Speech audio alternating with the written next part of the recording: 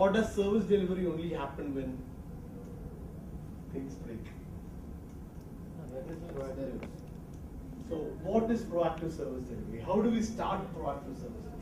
I'm taking a non-IT example, an insurance company coming and telling you that you need to renew your premium. It's a proactive service delivery saying that, yeah, there's a sales pitch there, but proactively informing you or could be for your car so that you don't miss your insurance. Yeah. That could be a case of. Yeah. So proactive service delivery, the better example would have been a preventive maintenance is a bit of proactive service delivery.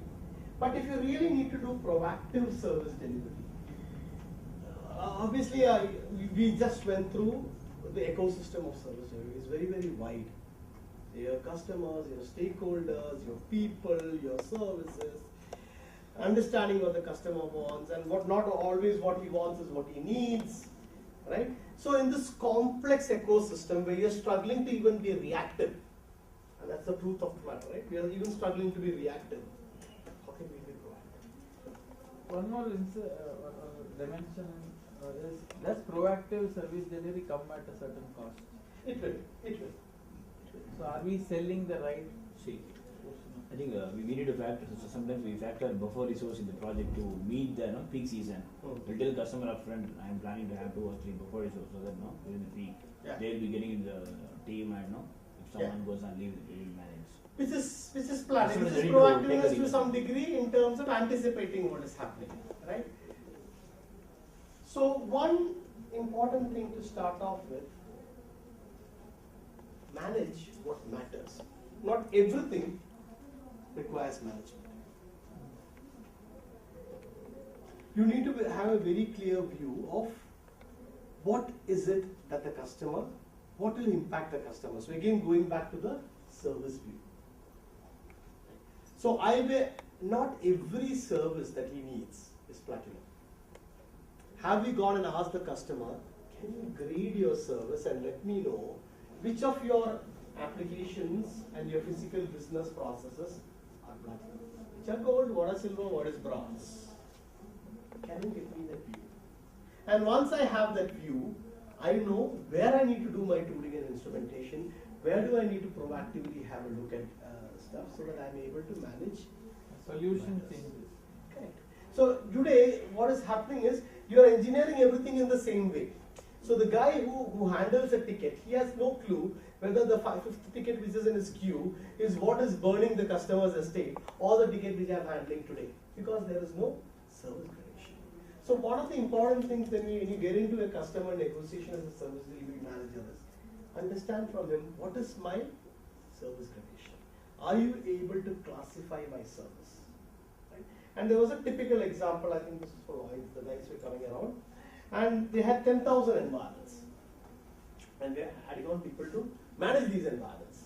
And we said we have to do a tooling and instrumentation so that we are able to do it better. So all the proactive side stuff that you're talking about, can I notice things earlier? But I said there's a cost. Right? But do you really need all of them? Because some environments are test and development environments, right? And within test and development, some needs to be treated like production, some don't.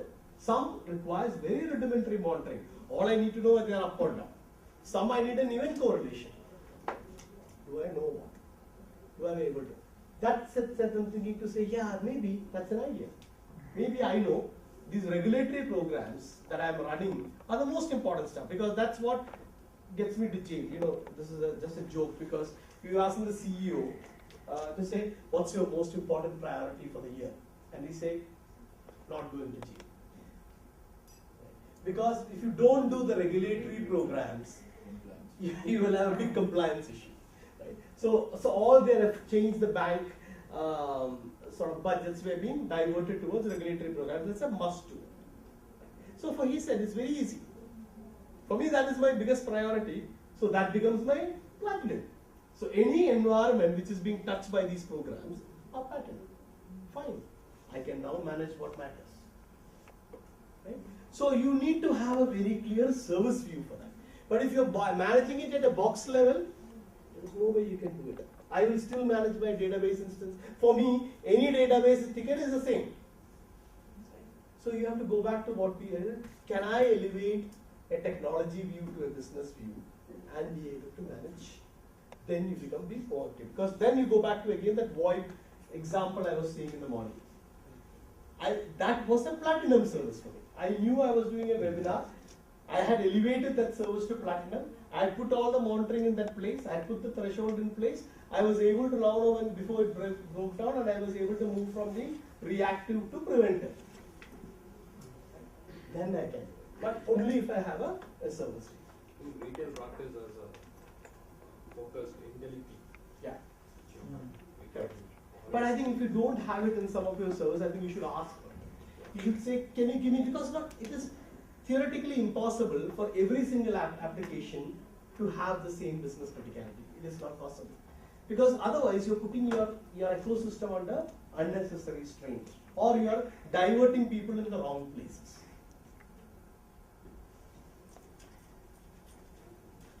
Fix before failure. Very simple answer. Right?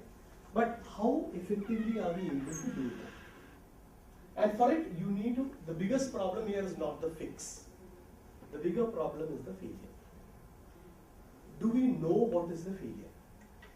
In a lot of times in service delivery, we struggle not with the fix. We struggle with identifying the failure. Because we are not able to A, we are not able to diagnose. B, we are not able to comprehend. Because for me, bad job A, B, C, D, 1, 2, 3, 4 has failed. That's my symptom. It's like I'm having a fever. Whether I'm having a fever because of dengue, I don't know. Right? So, the problem is because I'm not able to identify the failure, I will still keep working on my symptoms. Right? So somewhere, whenever, if you have to fix before your failures, you have to know what is my typical failures. And sorry if I keep giving you banking examples because that's where I'm closest to the business, right? Or even I can give you, or let's give you a Marks and Spencer's example of the retail side. Now for me, the Marks and Spencer's guys know the biggest failure they can have is if that 4 a.m. batch does not run. Stores will not get information. And if stores will not get information, supplies will not come before 7 o'clock in the morning, the shop cannot open at 8. So I'm very, very clear. In my order of priority, what I should fix before it fails is that batch. Right? So it is not about whether my database or the middleware or the something has failed before it. And hence I have built a dependency tree to say associated with this batch is this application, right? So theoretically, let me just draw this up for you, and this is what you guys should also institute in your early warning systems. Is theoretically you will have a business process which has a number of quality gates. Riding below the business process is a set of applications.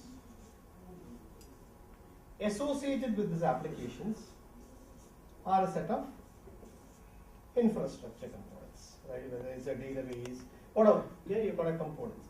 And associated with these components are a set of CIs, right? And I don't know whether you have seen, if you have not seen, go and see, they've got a dashboard, right? They've got a business dashboard, which basically says, at any time of the day, it will give you a red, amber, green color for this business process, depending upon all the cycles, all the stuff that works around this. So if this is somewhere called amber, you will see that it is an amber here, it is an amber here, it is a red here. That's what I need to fix, so that I'm able to get to that. So if I'm able to do this view, then I will be able to prevent a failure. If I do this view, I will not be able to prevent a failure. Right? Another example. So typically, what we do,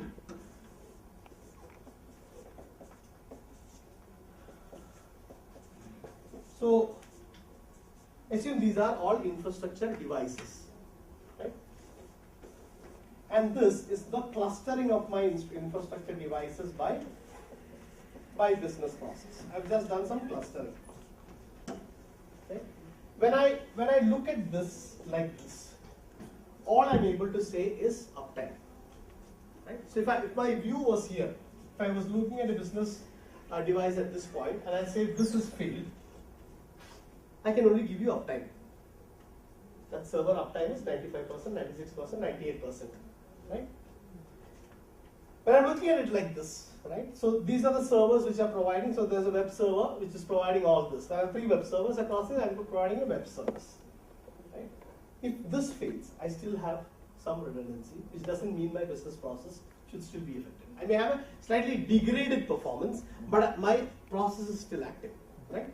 So by doing it like this, I'm able to give 2 parameters. I'm able to give health, I'm able to give availability, and I'm also able to define risk. At this point, all I'm able to define is availability. I do not know whether by looking at it like this, I'm not able to give a view, do I have any risk to my business? Right? I'm only able to say uptime is up, availability is up or down, this database is going up or down, is it got an impact on my business process? But if I clustered it, using the diagram before, into a model like this, I'm able to say what is the health of my service, what is the availability of my service, and is there a risk to my service, right? So if 2 of them fails, I may still not have a problem, but if all 3 of them fails, I have a risk, right? So you may have to be able to orchestrate. If you really want to be proactive in your service delivery, you will have to orchestrate what is your view. Are you monitoring it in a view like this, or are you monitoring it in a view like this? Which is then linked back to, do you understand the business process, or do you understand your CI? If you are in a model where all your orchestration is here, it is impossible to fix a failure, fix something before failure. But if you are in an orchestration like this, you can always fix before failure. Because there, the failure is not a CI failure, it is a failure of the business process. It is my ability to complete the batch at 5 AM in the morning. Right? Because I'm able to orchestrate this, even if I fix this in time, this won't fail.